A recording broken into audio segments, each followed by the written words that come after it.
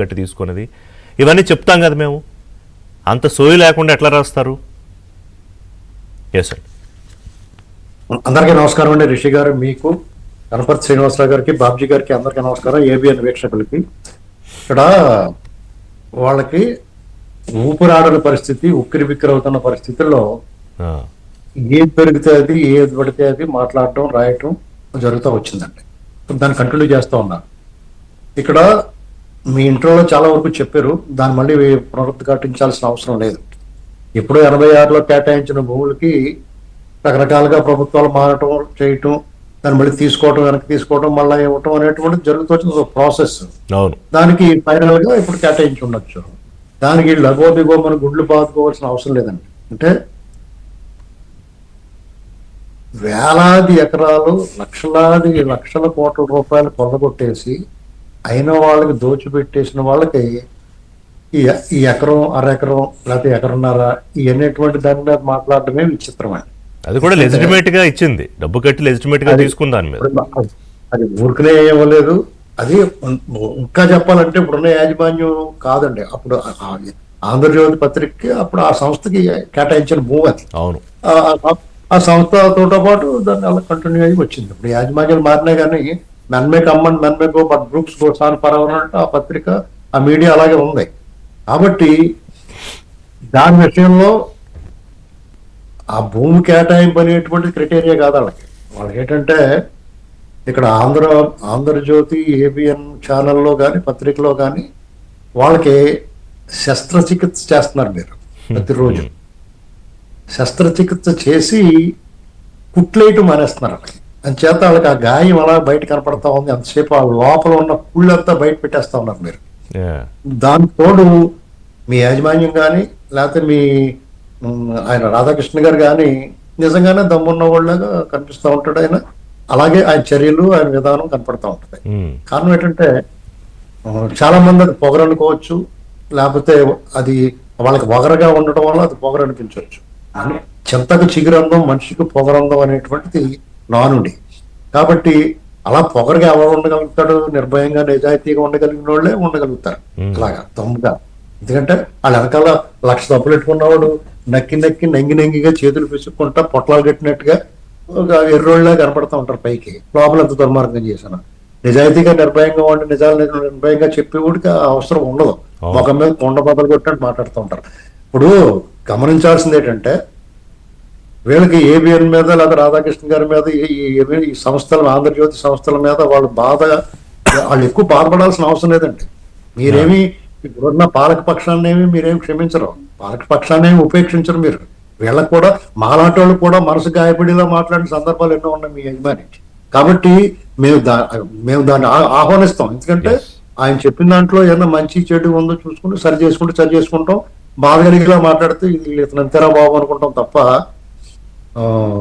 ఎదురుగాడి చేయడం అనేటువంటిది అనాగరికం, ఆటవిక లక్షణం. అది వీళ్ళు చేసే పని. అది అంటే వినదగుని ఎవరు చెప్పిననేటువంటి మాట గుర్తుపెట్టుకోవాలి. దానికి మనిషి లక్షణాలు కానీ నాగరికుల లక్షణాలు కానీ ఏమాత్రం లేని ఆ వ్యక్తులు డెఫినెట్ గా దీన్ని స్వీకరించలేరు.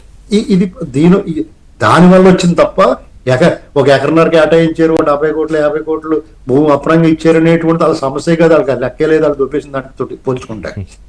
ఎన్టీఆర్ గారు అవినీతి సొమ్మే కదా, తోటి మొత్తం అంతా మనీ లాండరింగ్ తో చేసిన వ్యవహారమే కదా అంతా నడుస్తోంది. కూడా ఉద్యోగులు ఇచ్చిన వినతుల మీద, కోర్టులు ఇచ్చిన ఆదేశాల మీద నడుస్తోంది కదా ఈ రోజు కూడా. వాస్తవం మాట్లాడుకుంటే మనం వాళ్ళ బతుకంతా అవినీతి, అక్రమం, అరాచకం, దోపిడీ, దండుపాడు బ్యాచ్ కార్యక్రమాలు తప్ప వాళ్ళది ఏది కూడా ఫ్రీ అండ్ ఫెయిర్ ఎప్పుడు లేదండి. వాళ్ళ చరిత్ర అలాంటిది. ఇక ఎన్టీఆర్ గారి విగ్రహం విషయం దగ్గరికి వచ్చేటప్పటికి దాని మీద ఎవరు అభ్యంతరం చెప్పాల్సి, తెలుగువాడు అన్నవాడు ఎవరు అభ్యంతరం చెప్పాల్సిన అవసరం లేదు. పైగా అది ప్రభుత్వ సొమ్ముతో ప్రభుత్వం పెట్టాల్సిన అవసరం లేదు, పెట్టరు కూడా. అక్కడ అదొక టూరిస్ట్ మొత్తం ఆ ప్రాజెక్టు తాలూకు చెప్పుండొచ్చు ఆయన, ఆ మంత్రి గారు. అది కమ్యూనికేషన్ సరిగ్గా లేకపోయి ఉండొచ్చు, ఆయన ఎక్స్ప్రెస్ చేయలేకపోయి ఉండొచ్చు. అక్కడ జరిగింది ఏంటంటే ఇవాళ ఎన్టీఆర్ గారు విగ్రహం పెడుతున్నాం అని చెప్పేసి ప్రభుత్వం వాళ్ళ అభిమానుల్ని, ఎన్టీఆర్ అభిమానుల్ని, ఆయన సానుభూతి పరులని, ఆయన పట్ల ప్రేమాభిమానులు కలిగిన తెలుగు వాళ్ళందరి దగ్గర వాళ్ళే పెట్టుకుంటారు.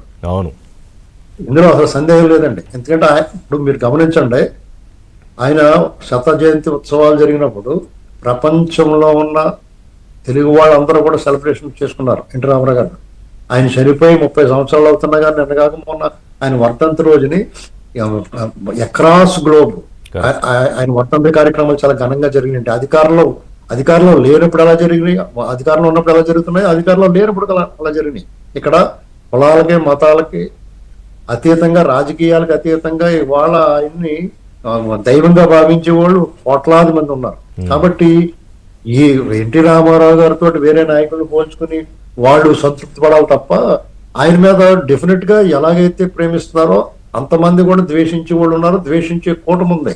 వాళ్ళందరూ కూడా నిత్యం విషం కలుపుతూ ఉంటారు. ఆయన ఆహారాన్ని, ఆహార్యాన్ని, ఆయన వ్యవహారాన్ని అన్నిటిని కూడా చాలా దారుణంగా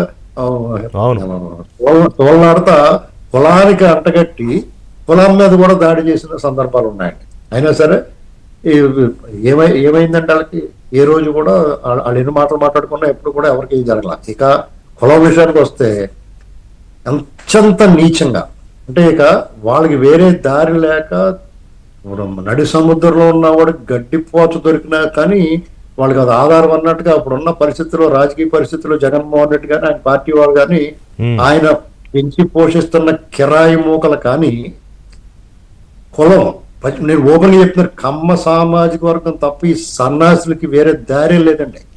మాట్లాడితే ఆ సామాజిక వర్గం మీద దాడి తప్ప అడ్డమైన వాడు బొడ్డోడతో మొదలెట్టి ముదుసులు కాటికి కాళ్ళు చాపుకున్న ముదుసుల వరకు కూడా ఈ సామాజిక వర్గం పేరు తలకుండా నా రోజు గడవట్లేదు. వాళ్ళకి ఏం రోగం వచ్చిందో నాకు అర్థం అవట్లేదు వీళ్ళందరికీ. దీన్ని సహించలేని విషయం. దీని మీద మేము ఖచ్చితంగా ఆ క్రిమినల్ చర్య ఇందులో ఏముంది? సింపుల్ అండి.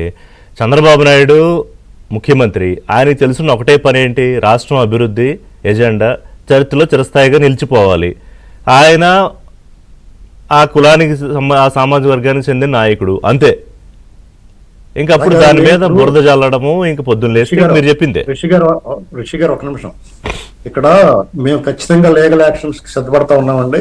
ఎవడ పడతాడు ఎన్నాళ్ళు సహించి భరించి ఎన్నాళ్ళు ఊరుకున్నాం. ఇక దాన్ని సహించే పరిస్థితి లేదు. మీకు వ్యక్తిగతంగా ఎవరన్నా వ్యాఖ్యల పట్ల కానీ, వాళ్ళు ఏదైనా చెప్పిన అభిప్రాయాల పట్ల కానీ మీకు వ్యతిరేకత ఉన్న, అభ్యంతరాలు ఉన్నా ఖచ్చితంగా వాళ్ళతో చూసుకోవాలా. మొత్తం సామాజిక వర్గాల మీద ఇప్పుడు అందరితో కలిసిమెలిసి ఉండి అందరూ కావాలి, అందరూ బాగుండాలి, అందులో మనం ఉండాలనుకుంటుండే అభ్యుదయ భావాలున్న ఈ సామాజిక వర్గం మీద ఎందుకంటే మీ దాడి చేసి ఎవరికి అపకారం చేశారు వీళ్ళు? వ్యక్తిగతంగా నీకు ఎవరితో విభేదాలు, కట్టుతగాదాలు ఉంటే వాళ్ళతో పడాలా. ఇది రాజకీయ పార్టీలు చంద్రబాబు నాయుడు గారు నచ్చకపోతే డెఫినెట్ గా చంద్రబాబు నాయుడు గారిని విమర్శించుకోండి రాజకీయ పార్టీగా. లేకపోతే ఇతర రాజకీయ పక్షాల్లో ఉన్న కమ సామాజిక వర్గం వాళ్ళు మీకు నచ్చకపోయినా, వాళ్ళ విధానాలు మీకు సరిపడకపోయినా మీరు డెఫినెట్ గా విమర్శించవచ్చు, వాళ్ళతో మీరు వైరం కొనసాగించవచ్చు. టోటల్ సామాజిక వర్గాన్ని ఎందుకు మీరు దాడి చేస్తున్నారనేటువంటి మాకు చాలా అభ్యంతరంగా ఉందండి. దీని మీద లీగల్ యాక్షన్స్ ఉంటే ఖచ్చితంగా మేము రాజ్యాంగాన్ని